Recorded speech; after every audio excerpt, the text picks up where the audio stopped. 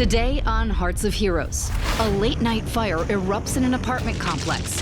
The center of the building was fully engulfed in flames. Fire was burning right there at the stairway, and it's only one way in and out.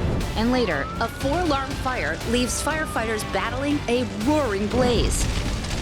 We were dealing with 55-mile-an-hour wind gusts. The ladder was bouncing up and down in excess of 10 feet bounces.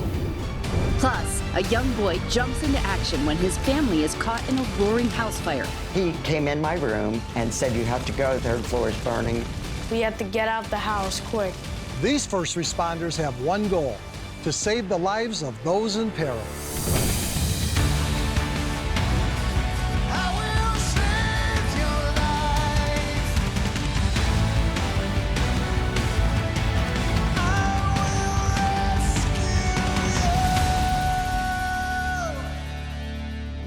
No one wants to wake up in the middle of the night to the sound of fire alarms blaring.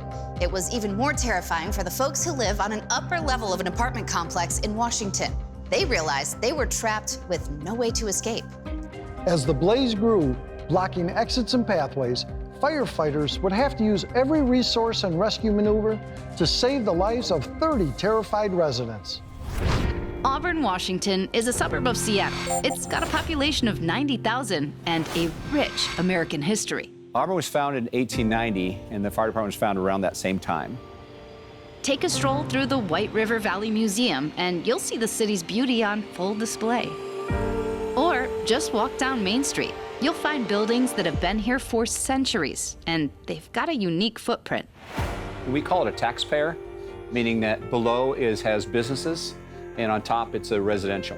Christina Sharp and her mother lived in one of these upstairs apartments. It was an old building, about 100 years old.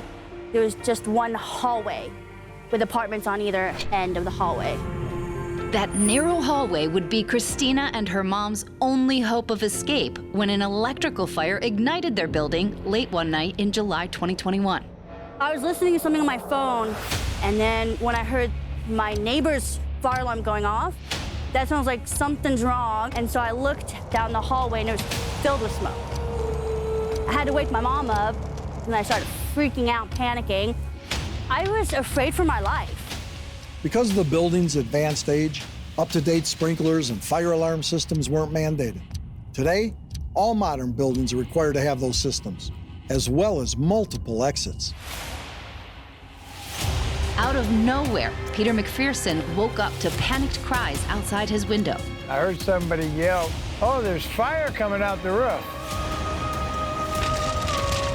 I got my wife up. I looked outside the door, and it was smoke in the building. So I told her, "Let's go, we gotta go." But there was one major problem. There's a stairway in the middle of the building, and it's only one way in and out. No exits. By now, a call went out to the Valley Regional Fire Authority. Looked like it was a city block wide, just straight up above the trees. I could see just the center of the building was fully engulfed in flames, 30 to 40 feet high flames coming on the roof. Right in the middle of the building, there was a doorway, and the stairway was fully involved with fire. That was the only entrance and exit. So we have to make that tenable. We have to put the fire out. This is the way that we're probably going to bring the majority of people out. I had a diagram of the building, and I knew exactly where the apartments were, how they were laid out. I knew that there was 13 apartments on floor 2. I didn't know how many still were occupied, how many had come out. Inside, McPherson and his wife knew that they needed to escape. I opened the door, and then all of a sudden I seen a piece of the roof drop down, and it's right there at the stairway. Peter and his wife did the smart thing. They had already developed an emergency plan in case of fire. Me and my wife kind of did a pre-thing when we moved in on what happens if there was ever a fire, how we'd get out. So I told my wife we got to go out through the window. Underneath there was a jewelry store that had the awning. So we got on the awning, and so we're waiting for the fire department to come. Coming up, Peter and his wife cling to hope on a precarious ledge while rescue teams race to save their lives. I heard someone, looked up, and there were people coming out of a window. They're, "Help, help." And later, a raging inferno puts firefighters on the brink. We were going to die up there if it wasn't for us getting off the roof. But first, a tip to help you avoid a fire starting in your house. Some fires are out of our control, but did you know that a majority of avoidable fires start in the kitchen? Walking away from cooking food can quickly lead to dangerous and deadly flames that can engulf your home in a matter of minutes. If you have to walk away, be sure to turn the stove off before you go. Sometimes leaving your stove unattended can result in much worse than a burnt meal. That's why we urge you to practice cooking safely.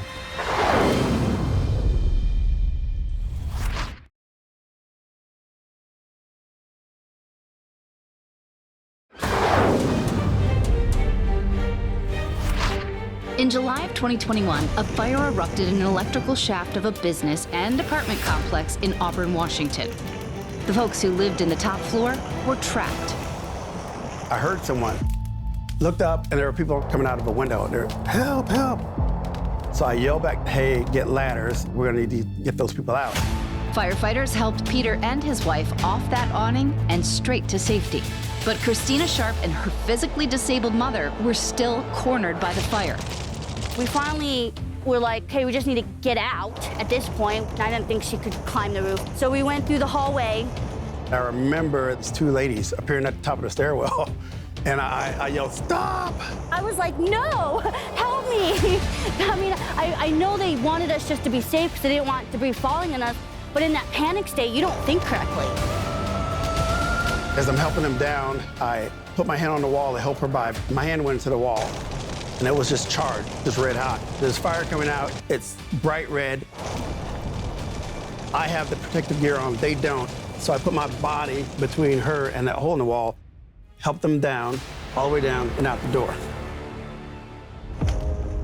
I think what Captain Henson did through the aggressive fire attack he did literally saved those two people's life. Firefighters battled the blaze throughout the night. The next morning, in the smoldering rubble, they discovered a pair of unexpected survivors. I pulled off a piece of sheetrock that had dropped down in a cardboard box, and underneath that cardboard box, there was a long-eared bunny. And as soon as I touched it, its ears started moving and its tail started moving, and I picked it up. It had been there overnight, but it survived. As I was going into the building to take my photographs of the interior, sure enough, in this little aquarium, there was a bearded dragon, and my partner and I grabbed the lizard, and we exited the structure. Yeah, 2 lives saved that day. Thanks to the bravery of first responders, many lives were spared that day. Those firefighters went above and beyond. They all received the Medal of Valor. They did a great job. To see him there in a burning building, dude, you're risking your life to help us. It's just amazing that they did that. I would say thank you in 100 different ways if I could, you know, because without them guys, a lot of people would die. You know, there's no question in my mind. Coming up, firefighters' lives hang in the balance. At that point, get everybody off the roof. And later, a young boy jumps into action when his family is caught in a roaring house fire. I just saw flames spreading high. He said you have to go, 3rd floor is burning.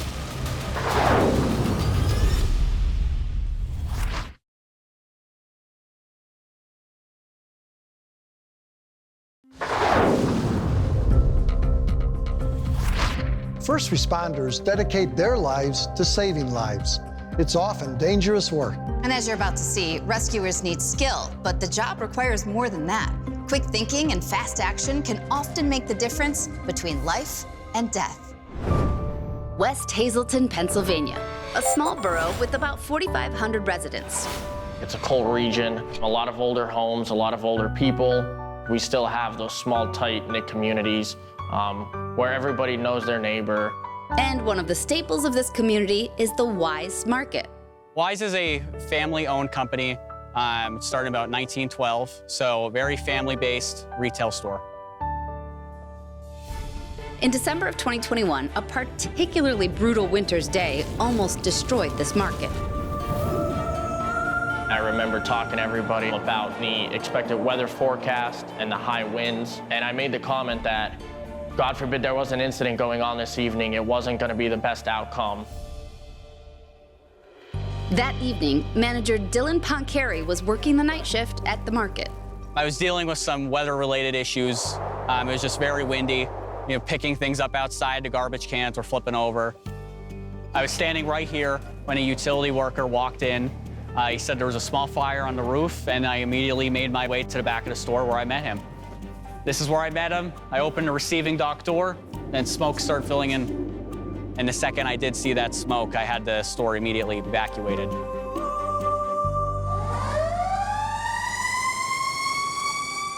The commanding officer was informing me that there was a possible fire up on the roof. So now we're getting ready to go up our ladder truck to investigate what was going on the roof. We were dealing with 55-mile-an-hour wind gusts. The ladder was bouncing up and down in excess of 10 feet bounces. The ladder was terrifying. It really was. Every step you took, the ladder would shift one way to the next. Suddenly, we heard an explosion happen behind us. And we noticed that the fire has greatly enlarged. And we had some embers coming our way, and the wind was highly intensifying it. I've never been in a fire situation like that with the intensity of the winds, the size of the building, the amount of fire we had. I called for a fire hose to bring up to the roof. I had the fire hose, and as I was moving forward with the hose line, I ran out of hose. As I was standing my ground, the wind and the intensity of fire was just blowing the water back at me. You can feel the heat from over 30 feet away. You can feel the fire in the wind. At that point, it's like, get off the roof, get everybody off the roof. At that point, we were gonna die up there if it wasn't for us getting off the roof. There's no building worth the life of a firefighter or anyone else for that matter. As firefighters made their way to the ground, additional units arrived with what are called aerial master streams. We can use aerial devices to elevate the water stream so that we can shoot it down into the seat of the fire to effectively put it out so that our personnel aren't directly attacking the fire with a hose line and putting their lives on the line. More than 3 hours later, firefighters finally saved the structure of the supermarket, but the fire and water damage was immense. And before the flames were even extinguished, our sponsor, Belfour, was on the scene to begin the restoration process. When I first entered the store, there was about 3 to 4 inches of water. A lot of the water was heavily contaminated with soot and some of the byproducts from the roof being on fire. So we needed to make sure that we got it out the right way. We were able to get all the water out, food sources out, any leftover food out within 2 weeks. The biggest challenge for this project was getting the store back open. This is the closest grocery store within a 30-mile radius, so a lot of the people depend on this particular store for their grocery shopping weekly. 6 months later, they reached their goal, and Wise Market celebrated their grand reopening. I could not wait for us to reopen. We built a strong family and a good team here in West Hazelton. It's home. And it's all thanks to the hard work and heroism of everyone involved. Considering all the challenge we were faced with that night, they did a great job, and it was made possible through the effort of every single first responder that we were able to accomplish what we did that night. Coming up, an 11-year-old attempts to save his family when their house goes up in flames. I ran downstairs to get up. There's a fire in the house. But first, another safety tip. Each year, the brave men and women in our fire departments put their lives on the line to help when we need them most. On average, over 50,000 firefighters are injured on the job every year. While it comes with the territory, there's some things you can do to help keep us safe in the event of a fire. This includes listening to our instructions and staying clear of the scene. If you are ever in this situation, get out, stay out, and make room for these courageous first responders to take care of the rest.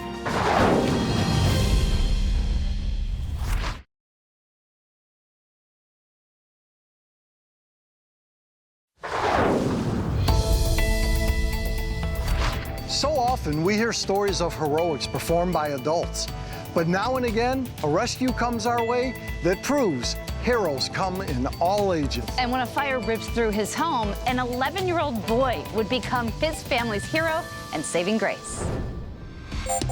Bridgeport, Pennsylvania is a quaint township just outside of Philadelphia. Bridgeport itself is under a square mile. I think the census is marked as 0.66 square miles, so we're not even 3/4 of a mile. Dana Pierce shared a 3-story home in Bridgeport with her mother, brother, and her exceptional 11-year-old son, Paulie. He has autism. He's verbal, so he does talk. He just has different ways of learning. There's nothing wrong with a child with autism. They are brilliant in so many ways. He's very computer savvy. He makes videos. He is a genius in music. He played the piano when he was 3. When local firefighters spoke to Paulie's school about fire safety, he was paying close attention. And what he learned meant a difference between life and death. In school, they told me about fire safety. Stuff that he learned in fire prevention about even if your smoke alarm goes off, you're supposed to tell everybody in your house, we gotta get outside and wait for the firemen to show up. In March of 2023, Paulie's fire safety knowledge and heroic actions would save the lives of his entire family. The family drifted off to sleep, Dana and Paulie in the 3rd-floor bedroom, Dana's brother Carl in the 2nd story, and Paulie's grandmother, Mary Louise, on the ground floor. Suddenly, Paulie awoke to a terrifying sight. I was just sleeping in bed with Mommy, and then I woke up, then I looked, and like, why is there a fire on the bed? I just saw flames spreading high. Paulie immediately woke his mother.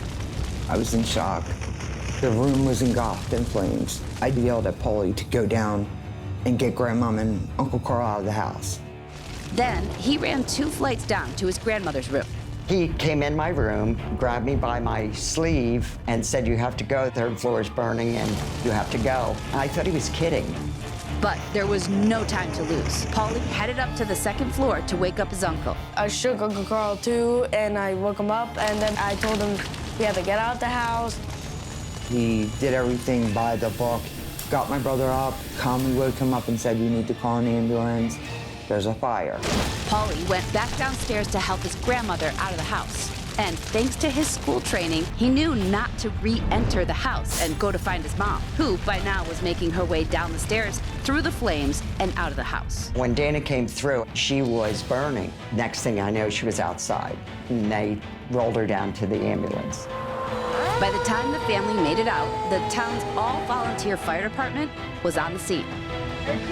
Literally, the fire was not even 100 yards away from where our station is. A lot of black billowing smoke out of the 3rd floor. They got right in there. I think by the time I got over here with the 2nd truck, they already had water on the fire that fast.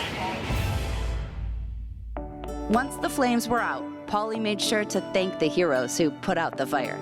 He's high-fiving people, and he was shaking people's hands, telling the fire company, "Thank you guys so much. You guys are doing a great job." While they're always driven to save lives, for these firefighters, this one was personal. I actually went to school with Dana, and I knew her brother very well. So I've known her a pretty long time in my life. Over the next few months, Dana recovered from her severe burns, and the family is well aware that things could have been much worse if not for the heroic actions of Paulie, their brave 11-year-old. If he had not did what he did, we would have died. I don't think Dana would have made it another minute. Because of the flames and the burns that she had, I know how bad that was. He is a hero. In the weeks afterward, Paulie was honored by the community for his bravery. Paulie, our hero, age 11. This is my award trophy. This is when I helped my family. I feel like happy when people call me a hero. They want to sign my autograph. I don't know how they want my autograph. Well, I'm on the news because I'm famous, probably. I believe that he definitely has angels watching over him, and this kid is a miracle in every sense.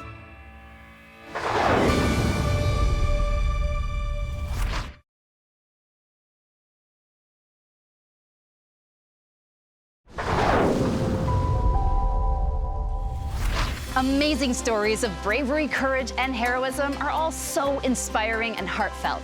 We never know what situations might come our way, but stories like we just saw proof that we all do have a little hero in us. Thank you so much for watching. We'll see you next time right here on Hearts of Heroes.